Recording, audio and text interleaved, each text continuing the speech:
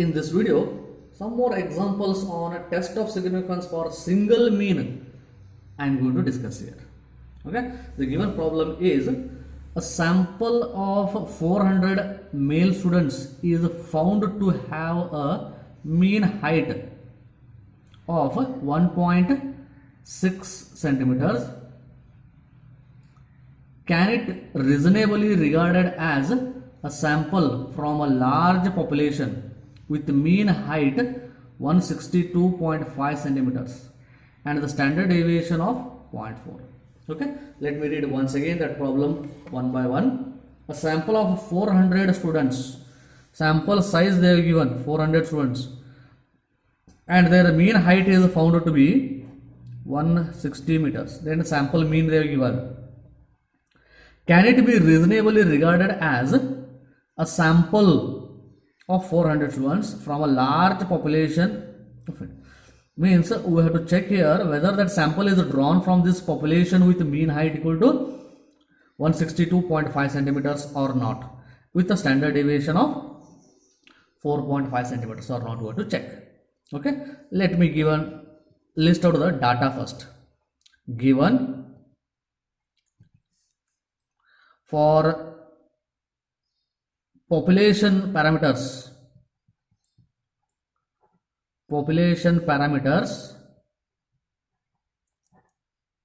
what they are given?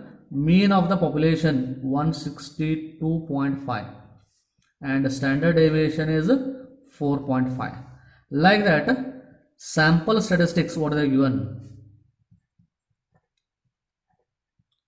Sample statistics as a 400 as a sample size and mean height x bar equal to 160 they are given. Using this, I have to write the null hypothesis H naught. Null hypothesis, what is assumption? What I will assume is,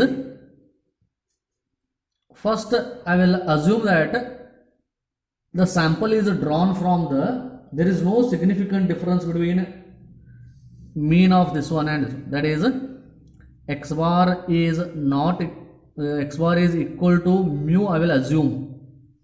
Okay, then my alternate hypothesis will become x bar is not equal to mu, therefore it is a two-tailed test. Correct? This will become two-tailed test. In a two-tailed test, again I have to calculate the test statistic.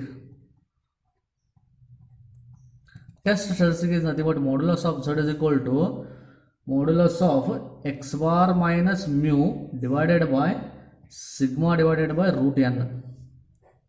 Substitute in this. X bar is nothing but 160 minus mu is 162.5 divided by 4.5 divided by square root of 400.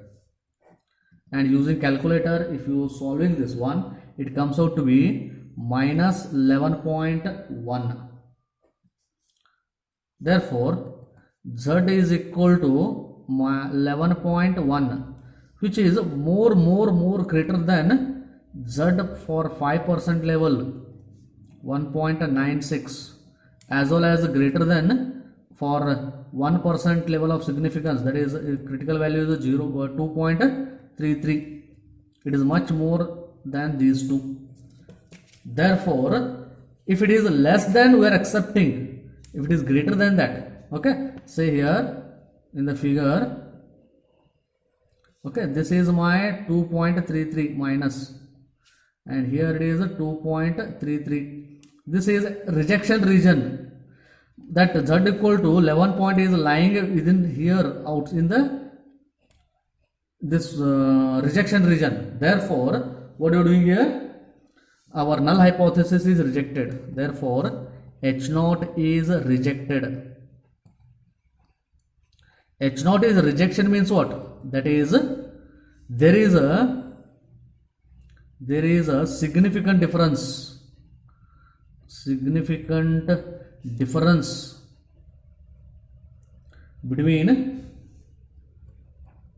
Between x bar and mu. Therefore this sample is not drawn from the population with mu is equal to 160 and standard deviation sigma equal to 4.5. This sample is not drawn from this particular population. Okay, therefore this is rejected. Okay, let me solve next problem here.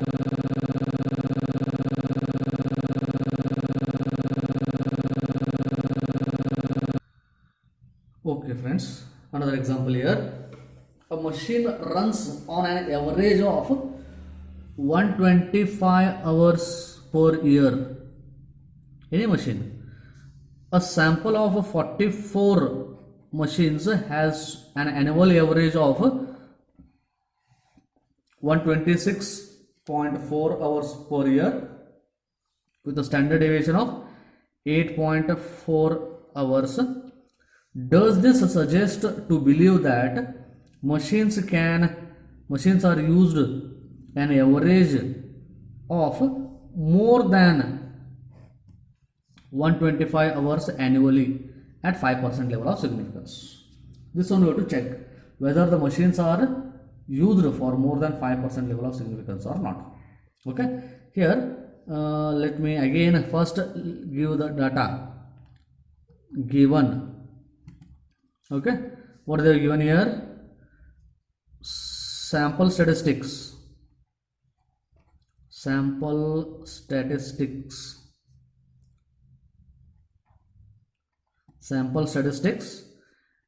N is equal to, they are given size, and x bar equal to 126.4 hours they are given, as well as S they are given. Standard deviation of sample is 8.4.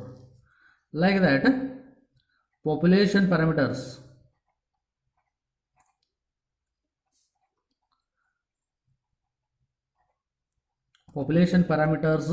What they are given here is x mu is equal to, they are given just mu equal to 125 hours per year they are given. Now using this null hypothesis I will make. Null hypothesis H naught. There is no significant difference between the means. Okay, there is no significant difference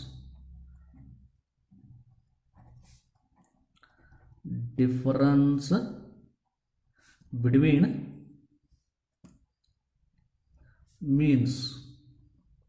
That is, x bar is equal to mu. I am assuming first, but H1 will become alternate hypothesis. Okay, here just in the previous example I have taken x bar is not equal to mu, alternate hypothesis, but here what they want to check here, the average of the mean more than 125, means x bar is more than, I have to check. Okay, alternate hypothesis will become here mean is 125, but mean is greater than 125 or not, we have to check. Okay, therefore it will become our right-tailed test. Only it will become right-tailed test. Okay, therefore test statistic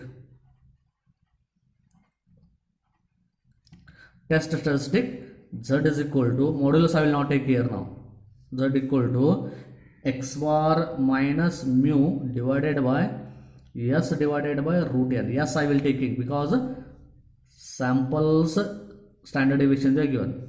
Substitute in this. X bar is 126.4 minus 125 divided by 8.4 divided by square root of 44. Okay, and calculate this one, it comes out to be 1.58. 1.58 for a right-tailed test. Okay, again z is equal to 1.58 is less than only z of 0.05 critical value. What is this critical value for right tail test? The critical value for 5% it is 1.64 for 5%. For 1% for 1% it is 2.33. Therefore that 1.58 is less than both of these values. Therefore my conclusion is, that is right tail test. I will just explain here. On right tail test, this is 1.64. This region is rejection region, but our 1.58 is lying here. Z value is 1.58. It is lying here. Therefore it is accepted. Okay, therefore H0 is accepted for 5% level of significance. Accepted for 5% level of significance. That is we cannot believe that we cannot believe that machine works more than 125 hours annually. Correct? That means it on an average they are running only 125. The sample 44 it is more than, but on an average they are running only for 125 hours. Okay, thank you friends. Like this, 2 more examples I am going to solve on this in my next video. Okay, thank you very much.